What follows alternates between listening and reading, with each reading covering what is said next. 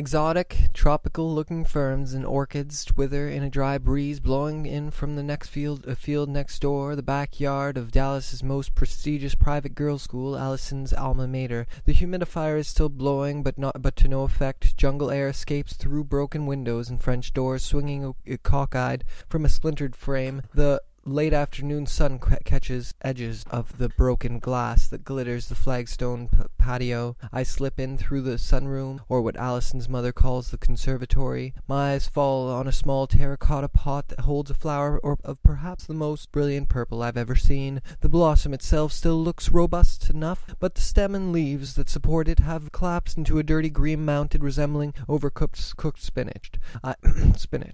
I find a brass mister from the overturned gardening cart and give the plant a quick shot, but instead of reviving it, the water causes the flower to immediately wilt into a wad of wet crepe paper. Clearly, only the strong will survive. Onto the master bedroom. Dresser drawers are open, contents scattered across the floor, and a king-size bed made up of in a fluffy Ralph Lauren comforter with lace white pillow. No sign of a jewelry box. A quick check of the rest of the house reveals that the burglars zeroed in on the predictable. The AV electronics are missing from the family room, the portable TV from the kitchen counter, the silver is missing from the bottom drawer of the china cabinet, but the burglars left untouched some of the more valuable items such as George's collection of antique golf clubs and Mrs. Astor's 200-year-old blue china vase. As I reach down to return an overturned chair to its proper place at the table, I glance upside down through my legs and see the baby grand in the parlor, the only room I've yet to check.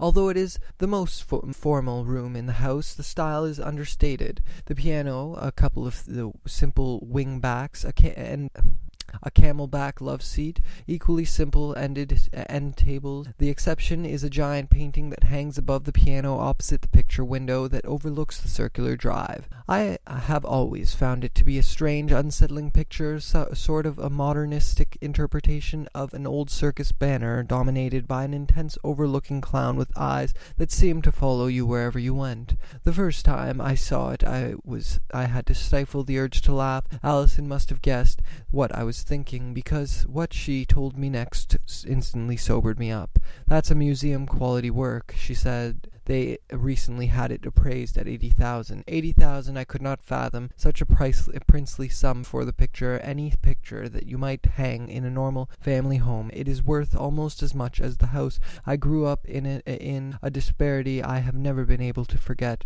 Besides, George wouldn't let me. A few weeks before the wedding I hung around the house while Allison and her mother were out shopping, soaking in the elegance, enjoying the fragrance of money. Then George, Daddy, as Allison still insisted on calling him, sat me down in an Italian silk wingback for a little talk. The two of you may be happy together now, but I still think both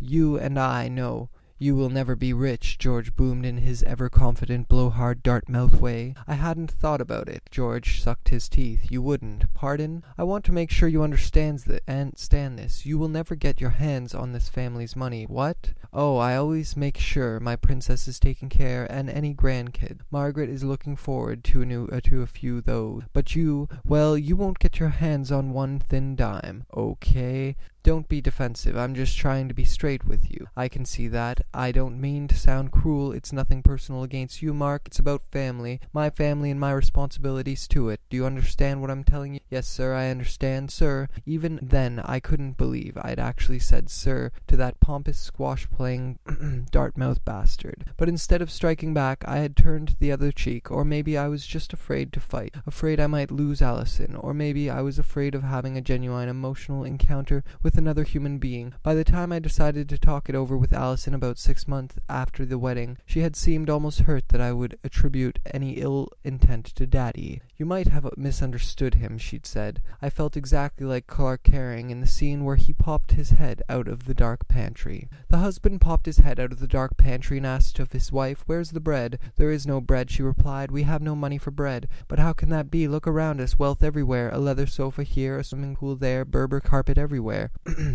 What have you done with the bread? You don't make enough money to allow me to live in the style to which I deserve to become accustomed, so how can you expect me to buy bread? I'll starve if you don't give me some bread. Husbands don't live by bread alone, she said. Then she retrieved a knife from the cupboard and motioned for her husband to place his hand on a scarred wooden cutting board. Are you crazy? He asked. It'll hurt. Cry, baby. Shrugging, the husband relented, and she cut off his right hand. Why, that didn't hurt at all, the husband said, like cutting your hair or fingernails. That's because you're already dead, she explained, then handed him his severed hand on an orange fiesta platter. Eat this. That's good cadaver, he said. Yes, and you should try the wine. The wife hoisted a small glass of red covertly retrieved from the oozing stump of her husband's wrist, or rather, disappointing Rioja with delusion of mystical revelation. Now you've gone too far, the husband roared. There's no call for religious persecution. Why do you want me to make me suffer? Because it is only through suffering that we can find our redemption. Then she dug out a set of kebab skewers from the back of a drawer and nailed her husband to the pantry door, breadcrumbs and wine spilling from his stigmata. Over the husband's head, the wife tacked a recipe card upon which she'd written King of the Losers, signed wife. She dotted the I in wife with a smiley-faced heart. You laugh, but let me tell you, this is no joke, no exaggeration. This was my domestic life, the world of Clark Carey. The previous evening, my beloved had complained that she was getting out her fourth clean glass of the evening. It seems that each time she finishes a drink of water, she had been leaving the glass on the kitchen counter so it would be available for her next drink, but somebody kept putting her glasses in the dishwasher. In his defense, somebody said he didn't have any way to know that these unattended glasses should be left out on the counter. He proposed a solution. You should use the striped glasses only. That way I'll know to leave any striped glasses alone. No, I don't like the striped glasses. Okay, you can pick any type of glass you want, but you can only use that one kind. You have to commit. No, that doesn't work for me. Okay, you can pick one glass and we'll write your name on it. No. Turns out my beloved believes the problem is that somebody was in some sort of nervous state that night and kept straightening the kitchen more than usual. Normally, somebody is perfectly willing to leave dirty dishes lying about the kitchen counter, but not last night. No, somebody was in a nervous state. So yes, you might conclude that instead of failing in his usual way, somebody was failing in a new way. This is probably true. Therefore, somebody parked his melancholy butt on the sofa and watched a rerun of Battlestar Galactica. See, does that sound as if I was nervous? No, it does not, and to hell with any damn glasses. After detaching myself from the pantry door, I try to go back on beam to research the voice of God, but my beloved has other plans. First, she reminds me that the dishes must be washed. Next, Brian needs help with his language arts homework. We live in a good school district, which means our children are given a lot of homework. The last assignment isn't completed until Brian's bedtime at 9. After Brian brushes his teeth and is tucked in for the night, I try once again to plug in. When I am halfway to the portal, though, my beloved looks up from the notebook in her lap. Where are you going on beam at this hour? She asks. I need to run an errand. Why didn't you run your errand during the day? Well, I have to work. Oh yeah, I wish I could do that. Just focus on one thing at a time. But I have to take Brian to and from school and take care of the house and do my writing. You know, my job, my work. I have to do it all during the day before you even get home. I guess when you're Clark Caring, though, all you have to do is go to work, then go home. That must be nice. I wish I had a wife. The repair work doesn't take long. A handful of nails, a few sheets of plywood. Nothing pretty, but it is functional. I put the tools back in the truck and go inside through the garage to make the required call to Allison. But on my way to the phone, I feel drawn to the study. I recheck the antique golf clubs. George is quite proud of his collection, most of which date back to the 19th century. They are wooden, of course, polished to a deep, rich glow like fine pieces of furniture. He's collected them during 20 years of travels to the world's great golf courses. Each club has a story that George is only too happy to tell his visitors, even parasitic son-in-laws like me. The golf clubs aren't George's only sports collectible. He also has a couple of old squash racks. He played on the team at Dartmouth. Princess, I just can't believe you didn't marry a squash player, he is fond of saying, one of those jokes that's not a joke. I do not play sports. In fact, I abhor games of all kinds. I am too much the alien to participate in genuine human activity. The rackets hang on the wall, obviously more decor, But the clubs, George keeps them in special drawers he had built into the bottom of a custom bookcase. The drawers are lined in green felt, and some have foam inserts trimmed to nestle the rarest of the foot of the golf clubs in a bit of extra protection. I reach into one of these custom inserts and extract a frail, toy-looking driver. It has a handle wrapped in a thin, cracked leather, so ancient and brittle it reminds me of mummy wrapping. I grasp it in my usual awkward, non-athletic manner and take a swing at an imaginary golf ball. The big wooden head of the golf club makes a barely audible swish as it slices through the air on a floor-to-ceiling arc. Suddenly I flash on parenthood. During Allison's first pregnancy, she had been willing to engage in membrane penetration until the final weeks. But when I tried that with number 2, all I got was an angry, exasperated, "I'm pregnant." By the third trimester, she was who she was to become. You might say my golfing days were over. You're driving too close to the shoulder. You're driving too close to the center line. You forgot the oregano. You washed colored underwear with white underwear. You can't do anything right? No, it seems I cannot. I hold the club up at the apex of its arc and sight along the shaft. I pause for a moment, no oregano, then drop into a batter's stance and swing the club against the bookcase. The handle makes a satisfying snap as it splinters, scattering a century of golfing history across the Berber carpet. I retrieve the head and write "Dartmouth Suck" across the flat side of the ballpoint pen, with a ballpoint pen, bearing down hard to make sure the words are permanently indented into the ancient wood. A year after the birth of our second son, I had tried to talk to Allison about my theory of our marital trouble, but it went no better than the talk about her father. No, she had not been mad that day. She was not mad now, and none of my problems my problem could be blamed on her. She was probably right, a classic case of projection with persecutory scapegoating.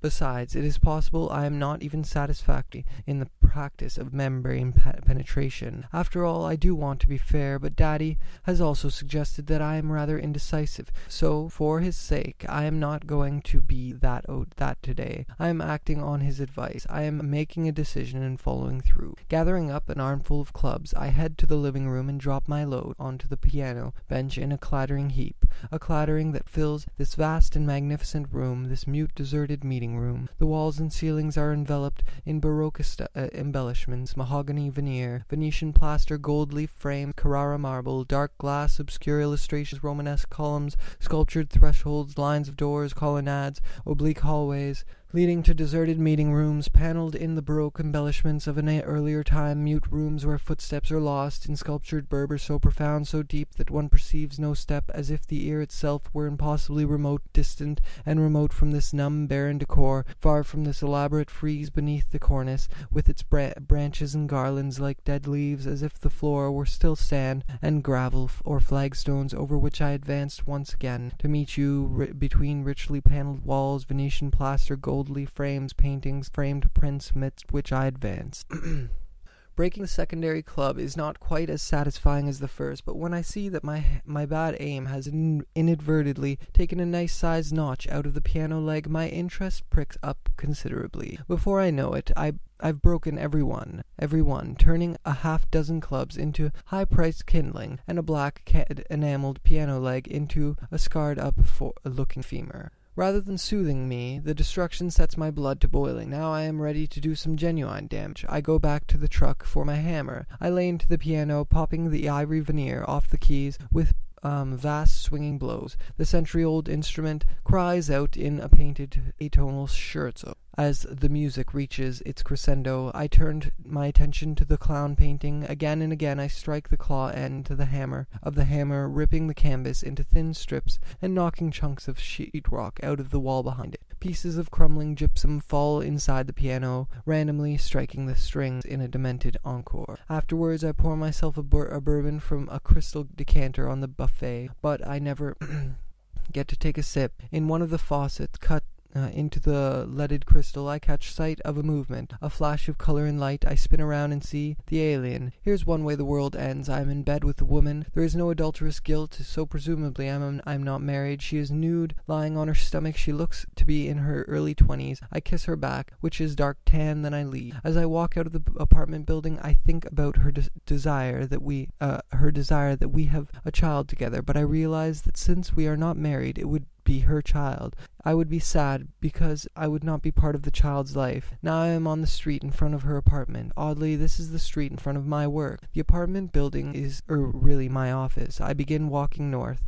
Along the curb to the east, on the east side of the street, there are bushes projecting into the street, forcing me to walk around them into the street itself. There is someone else who is doing the same, and a third man who is helping him in some way. Perhaps this helper man is a city street worker. Then I find a hammer in the street. I pick it up and lightly pound it in my left hand, like you might see a baseball player idly play with a bat. I have already reached the signal light that is north of the library, and I have turned around and am heading back toward my office. But now I realize this is not my work at all. This is the old sanctuary of First United Methodist Church in Duncanville, and the street is Avenue C. I go inside, but it is not the church anymore. It is a multi-use building that contains a restaurant like one in a hotel. I suddenly have a revelation. I am in a dream. That makes this a lucid dream, something I haven't experienced in years. There is a woman standing in front of me, a step to the right, within arm's reach. She is attractive, but I decide I will not act on base desire. Instead, I walk past her, placing a hand on her arm as I pass. I tell myself that this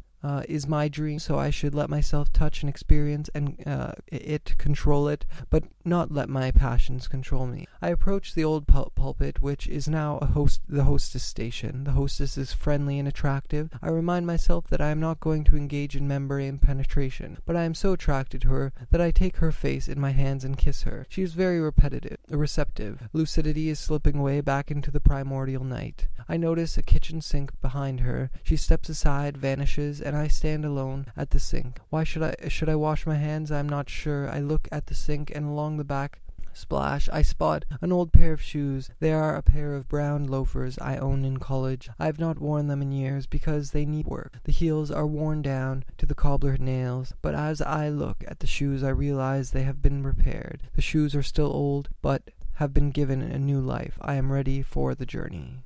We were somewhere around St. Augustine, in the heart of the piney woods, when the sacraments began to take hold, the stranger says. He is screaming over the road noise, reading from a reporter's notepad as we speed through the moonlit East Texas night, enjoying a topless ride in a 1970 Cutlass convertible. You mean mescal, Jack says. The sacraments are for later. Still, I feel a bit lightheaded, the stranger remarks. Everything's going black. Maybe you could try taking off your shades. I suggest soulless. Cool sunlight glasses are an essential ingredient of the presentation. It is after 10 p.m. when we finally get on the road. The Bryson Ranch is about 2 hours west of Stranger's Rest, and the foreman's wife has already stocked the refrigerator and pantry for our arrival. I am looking forward to this trip. I think back to junior high when Jack and I spent many weekends at the Rocking Bee Ranch, mostly sitting beside the stock tank and taking turns shooting at turtles with a .22 pistol.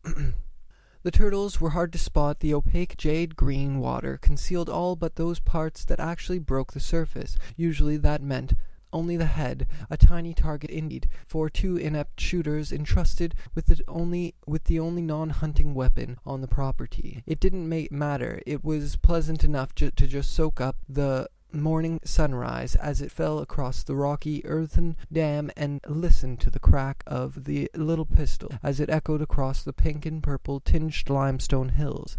The dads always took their hunting way too serious, insisting that us boys only shoot that game animals that were in season. So we just hide out at the tank and shoot turtles and sparrows and rabbits, anything that had happened by and didn't require any particular skill or patience to kill. Maybe if we electrified the pond, the turtles would all come up and we could shoot 'em all.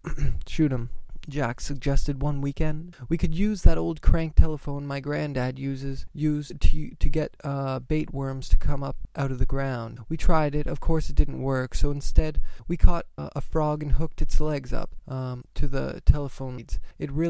We really had it jumping. At night we'd hang out inside the naughty pine-paneled ranch house and tap on the side of the big aquarium by the front door. Fang the rattlesnake had surprised many an unsuspecting new arrival. It was there for the benefit of Bryson development employees, corporate customers, and other high-flying types who could appreciate the kill or be killed visual rumor of the ranch mascot. Good times, but somewhere on the outskirts of Mineral Wells it all goes bad. The old highway takes an unexpected detour, orange traffic cones channeling us down a road we've never seen. We pass a modern diesel locomotive engine parked next to a long abandoned railroad station, a crumbling boarded-up relic from the steam, but there are no tracks or cross ties. The engine sits directly on the gravel. Within a few minutes we find ourselves hundreds of miles to the east, barreling along the El Camino Real through the Sabine National Forest, a few miles from the Louisiana state line. Jack wants to turn back, but the stranger stops him. This is all proceeding as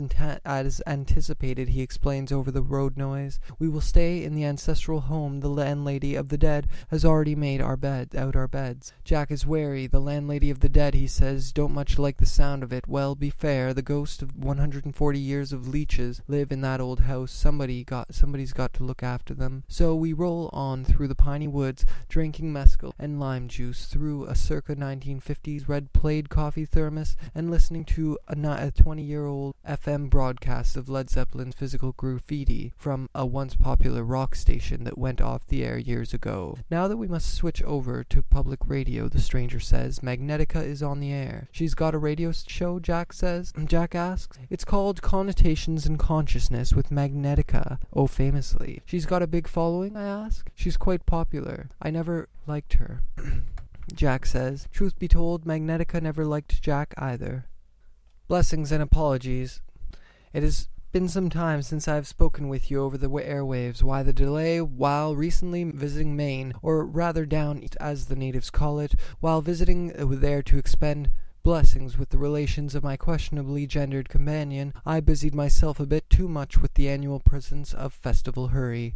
Cooking, shopping, decorations, mythic songs. The result of all this rushing about was a nasty case of pre-science festival disorder, and a very illuminating example of how to live in connotation and consciousness. With cold compressed upon my brow, I detected a noticeable degradation of my usual gusto for living. No longer was I feeling disposed to engage in familiar, enjoyable behaviors, but as grooming my mummified Egyptian cats, paying notice to these simple moments of our lives, is the foundation stone of living connotation and consciousness. In modern times, cinema is the stone upon which we build our personal stories. The epic film often provides good-looking scraps to masticate on and fill our mental bellies. I just previewed a film that thoroughly satisfied my visionary hunger. The Penetrated Writer. This New York City-based tale tracks a Texas moviegoer whose film has broken inside of him. Nothing is absent, and yet nothing works. There is a terrible, deadly secret, and the usher hates him. No purging of painful memories here. This is a story of a man in the final stages of youth, challenging his personal history, and then at last moving on to a whole new connotation and conscience. Movies inspire many such acts of clearness and bravery. Consider the protagonist of The Penetrated Writer. He looks the root of his existence is following and prepares himself for appropriate action when the DNA starts surging. Is that not the way it is for us all? This brings to mind an additional tasty decree from today's movie menu. The Projectiles of Autumn, a true story. U.S. Attorney General Bobby Kennedy advises his embattled brother, play for the breaks. What a daring instruction to the government official who dwells within all democratic citizens of planet Earth. We fulfill this command of destiny whenever we vote in favor of connotation and consciousness and pursue the option to exist as the protagonists of our own novel tale. Well, I guess this means we can all be famous radio personalities, I remark. I am not overly impressed. Jack expresses his disdain more directly. He lets loose with a hearty, hilarious belch. Okay, I have another idea then, the stranger says. I will read you a letter I wrote for this very occasion. He squirms about, at last extracting a sheet of notebook paper from his back pocket. He holds it down low out of the road wind. near a tiny green light that comes from inside the near ashtray. It is addressed to Owl Creek Farm, Aspen, Colorado. Hunter S. Thompson, Jack says, the theme of our road trip. Dear Mr. Thompson, thank you so much for your books. Enjoyably dog-eared before sitting so long neglected on my shelf. I was so depressed, horribly depressed, depraved, deeply dead, as you can imagine. You've seen me on TV by now, I'm sure, now that I am the butt of jokes on Letterman and Leno. TV, I ask, panic rising inside. We haven't been on TV. What are you talking about? But the stranger ignores me and keeps on reading. Rest assured, though, I am not one of those sackcloth and ashes people. I am like that. I am so overcome by the crowds of pilgrims, the TV news people, and the haters. I feel their feelings, fear, their dream, the terrible roar of errant nightmares floating into my frontal cortex. Hands to my temples, I feel the skull beginning to crack. Enough. Always wanted to be famous, of course, but for journalism, for writing, I wanted to be you. Now I am job, looking for solace, looking for answers. I reach for Gideon's Bible, stolen from Motel 6, I believe, but my finger falls instead on the spine of fear and loathing. I start reading and haven't stopped yet. It is such a wonderful escape, a return to my youth, back when I wanted to be a doctor of gonzo journalism and everything seemed so right. I wanted to be just like you. How did I go so wrong? How did I forget to act so harmlessly and happily depraved? Maybe you didn't jack off enough, Jack suggests. Self-loathing, the stranger continues. A very ominous assignment. Gross, bastic, slobbering, slumped over, grappling with sad deadness. But now there is again time to enjoy that delicious drag of blood, leaving behind your words, scarred into my brain, the words made flesh and neurons, Acapulco shirts testifying to my devotion. Do you grasp that I maintain because of you? It's so right to see wrong, I know, and yet so predictably suburban to seek out this savage journey. Still I thank you, I mutter to myself, a poor bastard, completely twisted, engulfed in darkness. I am caught up in a quick burst of acceleration from the Belgian Heliowatt. Burn your houses down, you sackcloth and ashes people. I make a note to myself. Search out the possibilities that once were mine before consigned to death in life. I must be vigilant. Stress factors send my destroyer heading east. I miss the old you, Allison, where there is no hope for those without immunity from shame. My soul is in personal danger, my face a mask of pure fear. If not for your books, I might already have gone the way of no communication. Oh, Dr. Zo, I am a physical salute to this nation of guilty used car dealers, bleeding from the palms over my letter to you as I watch myself mocked on the cathode ray tubes. Now it's all I am, the King Farouk of it all. Odd media, darling, unfortunate bastard, gibberish at myself behind wild red eyeballs, and the scream in my head, my raven and jabbering confession of fear and loathing with overtones of extreme disbelief.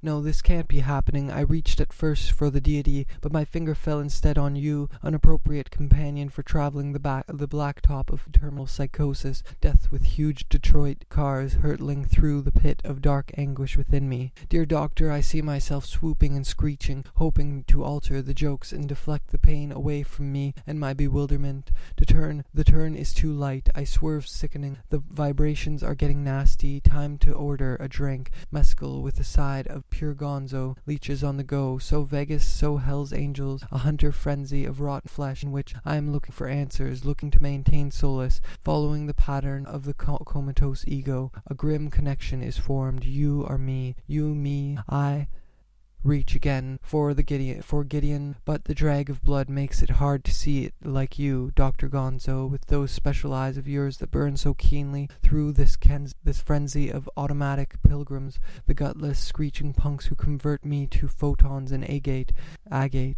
the fear and loathing in the dark place where my manic notions lie. If only I could leapfrog back in time before these past few terrible years, avoid the predictable pattern, a dream of wonderful escape, a return to my youth, back when there was no screaming or fear, with the wife and kids out of town. There's still time to entertain such a fantasy, a specially prepared 1970 Cutlass convertible function as time machine. And it is, I say, caught up in the foolishness. We are on the pathway now, as the time machine transporting me back into the form of an obsessed and immature fan, riding that enjoyable, fearful blacktop, hugging the double yellow line of irreverent delight, a literary journey into myself, embracing my obsessions, my lusts, my jug, wine, oral sex. Now let's not get carried away. Let's not get carried away. Jack Warren's heinous chemical promise to screw it on, grease the face with a happy smile. Now I am an unfortunate bastard, rendered so fashionable, caught up in the obligation to be the story, but I am ready to fight back with overtones of extreme hunterism.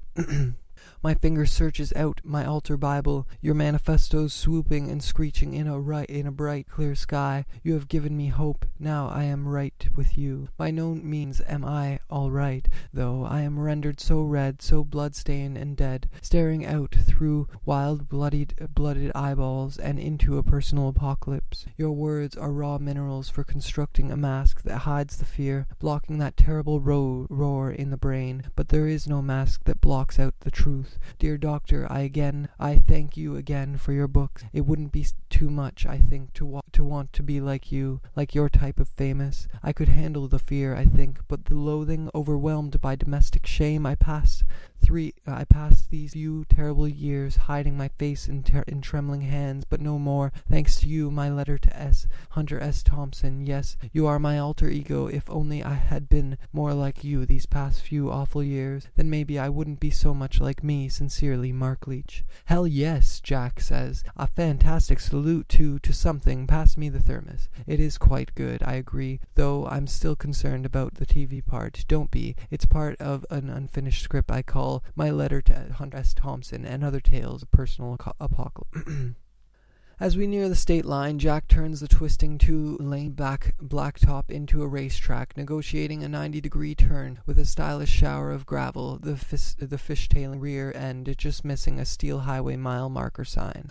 Good times, I say. Reminds me of a little day trip Allison and I took a few years ago. We were so happy enjoying our little day trip in the country. We exploded treasures, the crafts, the deals. We even had sausage on a stick. And then you had to ruin it, the stranger adds. Yes, I did. As we passed that car on the two-lane blacktop, I told you it has been too close to their bumper. I did not like it, and you just smiled. You smiled. It was like you thought it was funny, no big deal. Then we saw the gas station. Do we need gas? No, you said. We'll just fill up as we're leaving. So of course I had to tell you that I hate that. Don't you know that by now, my dear one? I know you must know it. How many times have I had to tell you? So you must be doing it on purpose. First passing car, now not getting the gas. You are therefore odious. So you said, okay, we'll get it now. And then you set your mouth in that hard, cruel, unfortunate way of yours, so much like a creature of the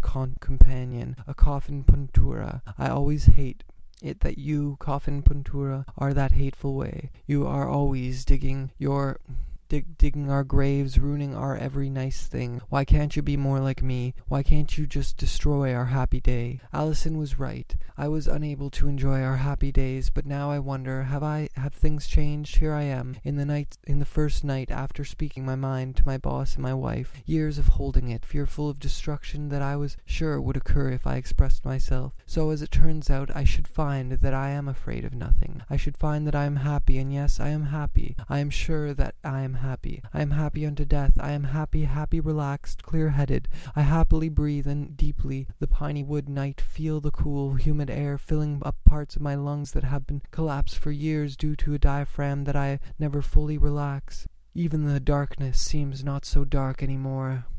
As I am traveling in a 1970 Cutlass convertible through the moonlight, pulling in a radio broadcast from the land of the dead, I am fully on the pathway, fully about the journey. We cross over the Toledo Bend Reservoir, dead ghost trees rising up out of the unlit waves. We happily roll on through many of the Sabine parish seat and back into the night, flying past the vault of the deity. But this time all is as it should be. No flooded basement, no man with tidy facial hair retired in advance of death. It is just plain old Trinity Baptist Church, a single vapor light illuminating the empty parking lot. Perfection is slipping away. No, that's not it. I'm happy. This time I even remember the turnoff for Fort Jessup. Minutes later we turn up the drive to the ancestral homestead. Cut off your headlights, I say. We don't want to wake up my uncle. He lives in the neighboring trailer. Nobody's there. The stranger explains they're out of town, gone with the church youth group to Missouri, to Silver Dollar City. Sure enough, no one is at home, and no one, that is, but the dogs. These canines are not normal, waking world creatures. They are door dogs. I read all about them in My Education, William S. Burroughs' Book of Dreams. A little black dog follows him in the dining room. Yes, it followed his father just before he was killed, thrown from a horse. Clear death omen. I advance up the dark gravel driveway to the old family home. I see 2 green lights on windows, these like holiday decor. As I approach the porch, I think about how I may find ghosts when I go inside. After all, this is where the dead Leach of Sabine parish live. Then I see a dog blocking my way. Upon closer inspection, I see that the dog is sort of malign, a yellow panther. It begins to circle me, and 2 other dogs look on, horrid black curs. I have no weapon with which to protect myself. All I have at hand is an inflated air mattress, which I keep between me and the lion. I want to defend myself, but under the circumstances, all I can really hope to do is not antagonize the animal or its companion. I am outnumbered and alone. Where are Jack and the stranger? Will anyone come to rescue me? I move toward my uncle's trailer house, but it is inexplicably surrounded by barbed wire. A military encampment. Then the animals are gone, and the party begins. Sitting around the campfire, meeting with others, lots of people. Where did they all come from? There is a party going on, perhaps a family reunion. We are talking about arranging services for learning and emotionally disabled children. I volunteer for one job. At the same time, I absently run my fingers through the long hair of one of beautiful Solana twins, just arrived from my freshman year of college. They're hot, Jack whispers. The twins tell me it is my job to draw their long golden hair into 2 straight, untangled bundles. I am to bind each bundle with a single hair. I must thread through a silver sewing needle, which the stranger supplies. Jack smiles, watching me struggle with the needle in the flickering campfire light. You think you can do better? I ask. No, it's not that. You live in a very strange world. Thanks to me. I explain how it all began that first night after Allison left. The night I went on beam with Jack's movable Pro 90. Jack asks, not mine. I own use full service frame. You put it in my nightstand, remember? I left you my old pre-pack loaded with frames 9.0 Pro. You're full of it. No, he's telling the truth, the stranger says. In fact, there is no such thing as a movable Pro 8. What you experienced was a psychic suggestion planted by agents of Ozone's Black group at the direction buck stop. A psychic suggestion through projection clock scan. It permits shadow operatives to enter your nocturnal vision condition and implant suggestive thoughts, subliminal splice into a movie. What do they have to gain? You are a critical part of the clandestine scheme. This is all premeditated. The next plot point is script. This is part of the story when you in fact experience a true incredible revelation. You realize that you are indeed different, that you have been set apart from the world for the sake of the world. Here in the dancing shadows and ginger scarlet glow of the victor's campfire, you must see that a part of you is long gone. In fact, the old you is dead. The world looks different now, so you pull apart from the rest of us, lose yourself in your own quiet thought. Who am I to argue with the premeditated life? I leave Jack with the needle and the hair and the twins, and I go off in search of a quiet site away from the roar. I pick up a desolate spot on the far side of the house, near where the old well used to be. I look up at the heavens, see giant stars, ringed planets, crescent moon, a multi-hued celestial display, the entire solar system. It looks so different now. I am so amazed by this beautiful sight that I decide to lie on my back on the ground for a better, more leisurely look. There is some ground light, though, for the view is partially obscured.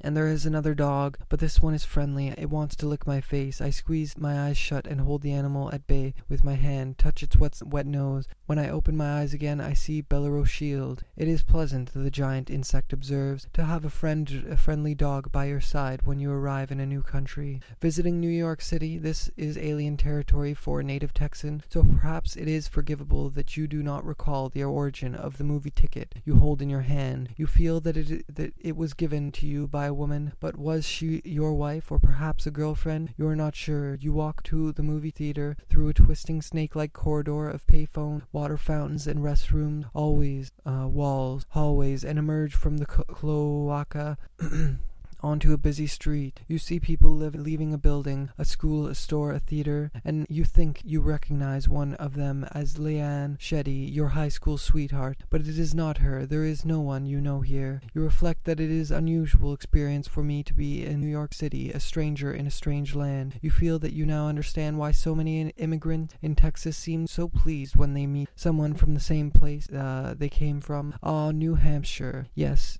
we all knew how to live there. It makes the world seem smaller and friendlier, so they don't feel so alone. You proceed to the movie theater lobby, where you must deal with the usher. He appears to be a black man, but he's light-skinned with stereotypical Anglo-facial structure and hair of indeterminate texture because of the Burr haircut.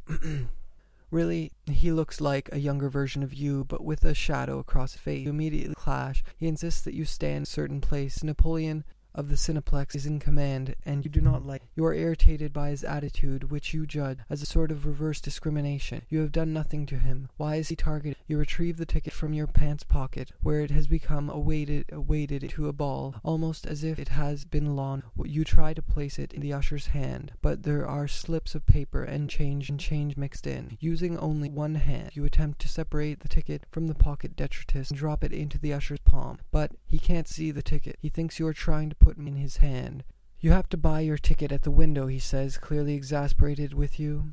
Now you are righteously indignant. You triumphantly produce the ticket, but he continues to assert his power, pointing to a striped floor behind you. You must stand behind the stripe, he explains, so you take several exaggerated steps back, stopping at a sort of a half wall. Is this good? You just tell me where you want me to stand. The usher ignores your sarcasm. Yes, that is sufficient, he says, then moves on to deal with others who have joined the line. You see the black man in line in front of you, and you feel a bit embarrassed by your treatment of the usher. But the black man is in a suit, clearly a businessman, a professional. You reason he probably shares a bit of your irritation with his little Napoleon service person. You make eye contact, then nod toward the usher. That's the price we paid to live in a free society, you remark. But the black businessman does not respond. He looks out the big glass wall at the city, so you look too. For the first time, you notice a contrast between the urban landscape and the theater. It is an older suburban-style theater, dating from the late 50s or 60s. One of the first multiplexes, perhaps 2 screens, a dead ringer for the old Richland Plaza Theater in Richland Hills, Texas. It is now a dollar movie house, doubly out of place in the high-priced world of Manhattan. At this point, you realize you are standing in line with Scott Pulse, a boyhood friend. What are you doing here? You ask. We catch up on our lives, and he tells you he has just completed an MBA. You share his excitement and you genuinely congratulate him. Scott and you went to Duncanville schools and SMU together. At your 20-year high school reunion, he told you that SMU taught him to read and write. You thought he was making a joke, then you realized that he was sincere, so it's a bit of a surprise to find that he has earned an advanced degree. Something you don't have. He is a master of the business world. You are a master of no world. Meanwhile, the usher has moved to a different part of the line. Rearranges. Scott and you talk about the movie. You are to see The Nightmare Before Christmas, which you recall is a Tim Burton movie. You are not sure if you have seen it before, so you are looking forward to it. And it's only $1. You hope there is time to get a soft drink. Then you realize, of course, there is plenty of time because they are not seating yet. 5 months after dreaming The Nightmare Before Christmas, I find myself enjoying Christmas Eve with my family, and yet enjoying is not quite the right word, for I am saddened by the evening TV, a story about a lost boy presumed drowned at Possum Kingdom Lake, about 2 hours west of Stranger's Rest. His father, who is legally blind, speaks to the rescuers, thanking them for all they have done. The search involves roughly 200 to 300 volunteers who comb the shoreline and surrounding wilderness for 2 cold, miserable days. Then we go to the 7 p.m. Christmas service at church. The pastor tells a story of the daughter of the innkeeper who turns away Mary and Joseph. She is sick, but the proximity of the Christ child heals her. The pastor says we must hold the Christ child next to our hearts to heal ourselves. We leave the church, but there is a minor family spat. Someone is unhappy, probably me, about something vague and unimportant. We drive around looking at Christmas lights, but I do not feel festive. The lights give off a horrid glow. Standing in a lake, water up to my waist, I walk behind a motorboat, which is slowly turning from side to side as it tows a baby in a small inflatable. I'm staying within arm's reach of the baby, watching the rope as it curves around when the boat turns. Suddenly I realize the baby is gone. Somehow it has fallen out, and I can't find it. It must have sunk to the bottom. I'm frantically searching. Then I go to the shore. There is a picnic, and many people are sitting on blankets or playing ball. I call for everyone to jump in, to join in the search. Don't worry about a swimsuit, I say. Get in now, in your clothes. We all spread out, walking side by side across the lake bottom in hopes of finding a missing baby. Perhaps there is still time to save it. I come to a place where the waters have receded, leaving behind a muddy, dead bottom. There is a tarp or covering of some sort. I lift it up and find a man and woman underneath. The woman is dark-skinned. I do not notice the man. She smiles at me. There are people all around. I realize we have stumbled upon this couple in some sort of compromising position, something sexual. The scene changes, and I am inside a nearby building or home, and a couple of people are at a dining table. The baby is still in my mind. Did we find him? Is he okay? I demand an answer. What has happened to the son of the deity? Pretty, New York City is an ideal visual rumor of alien terrain, but please, no more attempts at gonzo. Besides, we don't need it. With a little nudge, this quirky film could go totally box office lesbian, a blind seducing. The book, Revelation, describes a repeating inner something, you know? I don't know what we're talking about anymore with this biblical crap. Let's just start shooting. But seriously, the stranger waves his arms. Rococo, intrigue, and animal lust blend together, membrane penetration in a Louisiana hog pen, a beautiful dream. And he totally missed the opportunity offered by the arrival of the Solana twin. Could have been as it was that college night of old, hiding in the back bedroom, fingertips enjoyably extracting an inverted nipple, and exploring forbidden lacy underwear saturated in hot virginal ectoplasm. Or show how Revelation describes the deity who also destroys. Do not tempt it, but always he was drawn to it, his light. We longed to hear the quiet, still big, glimmering complex of extraterrestrial insects caught from the perfect mixture of the young steer. In fact, he cannot fully dream for months now. You are small for enjoying such an awful dream, acknowledged Mr. Lacy Underwear, and yet it's real. Rococo, intrigue, and animals seem to be the ongoing value of this script of the death thoughts that trouble him. Here the stranger showed what it is to create a reborn lesbian, the blind seducing to communicate with man through dreams of exceptional worseness, the same since the plethora of bending over for the well-oiled cam and screaming. Well, perhaps there is a sub-market for that one. His destiny is with and must be about him. It is this that troubles him. He is one with the cinema. And this one, a beautiful dream, an incredible revelation. Show me that he had a dream, a cliché cramming contest, and we'll move on. He tried to ignore that Christendom was a failure. This is bad. Failures must be acknowledged. Any Zeta Jones in membrane-hugging spandex, a sick bastard engaging this shopping mall with no soul. We are small for humping it, the delicious silky femur. So much truth Mark is the prototype, a metaphor for when the voice of God speaks. Diaz also enters a cliché cramming contest of the psyche. Give her the well-oiled cam and God. Let's roll a clip. I find myself inside the command module, a clinical domed room off a metallic hallway, a sleek 1950s B-movie set consisting of a curved corridor of polished metal, assorted German signage, Achtung, in a decidedly Luftwaffe font, and the ubiquitous cloud and lightning bolt logo of Ozona International. The stranger is here too, strapped to an operating table. But he's not the stranger of recent days. This one appears to be the stranger of my original dream, an old worn-out man with wrinkled hands and a thick cardigan sweater. The sweater is open, and so is the shirt beneath it, revealing a bony chest covered in silver hair and a nest of wired electrodes. His eyes are open and dead, staring at the ceiling of polished metal conduit. "What's wrong?" I ask. "Are you all right?" He doesn't answer. Above the stranger's head spins a lighted arm-like device wielding the piercing instruments of surgical steel. Beyond him I see Cinnamon and Corvette, but all is not well. They are nude, frozen inside separate glass enclosures the size of coffin. Beyond them I see another coffin of ice and another frozen nude. Inside a familiar face, Jack Bryson, eyes wide open and lips stitched together in a silent scream. And in the middle of it all, hand resting casually on a crate of glass vials, stand the mad scientist himself, star of the Society of Purple Sunset, the sinister Dr. Adolfo Morel. "Had quite a time rounding up all of your assorted personalities," he says. "Over the years you've split into an incredible number of pieces. You're amazingly fragmented, even for a visionary neurotic. So you killed them? Your friends have been dead for years, them and all the people of this final dead age. Didn't you know? You killed them. Nothing so melodramatic. They're in suspended animation, in cold storage for the reintegration process." "What? Submerged ice? We got the technology from one of the aerial clocks being studied at Area 51. Did the same thing with Hitler. And what are those?" I ask, pointing to a line of jars on a high shelf above Jack. Dr. Morel casts a mischievous glance my way. "What do you think they are?" They are a nightmarish abomination. Each jar appears to contain human fetus, but the fetus have all gone horribly wrong. There is a mix of fiendish deformities, ranging from lobster claws to exoskeletal protrusions of angel wings. "Okay, I know what you're thinking," Morel says, "and you're right. We took a few liberties, skirted the old genetic taboos. Aren't we all kin, really? But it was all for science, cutting-edge work, I tell you, and you were the model." "Me? Look at this one," he remarks, pointing to the nearest jar, "a genuine flippered anxiety disorder." Over here a web-footed phobia, and last week a breakthrough in the study of mystical psychosis, cicada.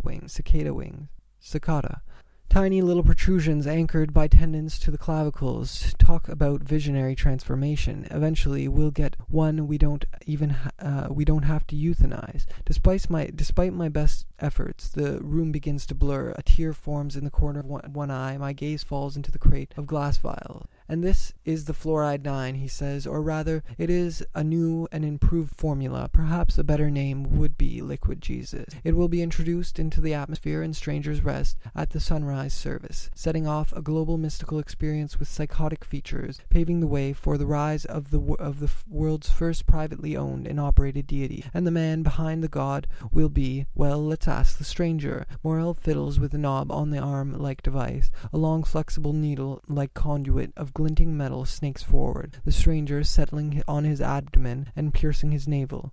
His eyes pop open like a vampire at sunset. "All-encompassing scan of the gorge of time," the stranger intones. "Azure gloom congregating in a gemstone cranium of ethereal vapors. Rumble clatters over the chasm. The outer dramatization of inner conflicts. Luminaries glowing transparent and emerald. The cool of unfilled liberty in motionless midday passion. Regression hypnosis," Morel explains. "Turns out the circadians really are split off from from your unconscious realm. Listen to him, it's almost poetic. The unexpected end of supernatural analysis, one street over from fair-haired exasperation, noise of organic irrigation, royal crop hierarchy, vegetative brood scraping, fragile creature gluttony, ladled out by the charcoal-skinned giant spewing blonde sparks, creating a work of art composed of angel shells, mutated frogs and mounds of aquatic fillets, within a pond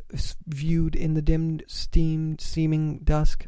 Broad, greasy murmur, reddened, brilliant crimson, and reduced to the vapor of a pungent, reddish creature, a stink so serious you might observe it traveling from devastated bones in the lilac fog of an aged DNA delivery organ lost in erected liberties, pessimistic, the versatility of heaving dismay, antiquated wickedness of pestered marshes, countenance fires gleaming in a bright, childish grin. His smile tears the heavens and weakens into a huge gemstone cranium of brilliance, illuminating the bankrupt municipalities and hopeless sceneries of deceased earth, illuminating the bankrupt municipality of deceased earth, a glow forever diminished as the luminaries travel out one after the next. The outer dramatization of inner conflicts, helping Buckstop take over the world. Dr. Morell touches the knob, and the stranger is silent again. He can really gas on, Morell says. What have you done to him? Me? That's what he's really like. What you're really like. Didn't you know? And the film's effect, bomb.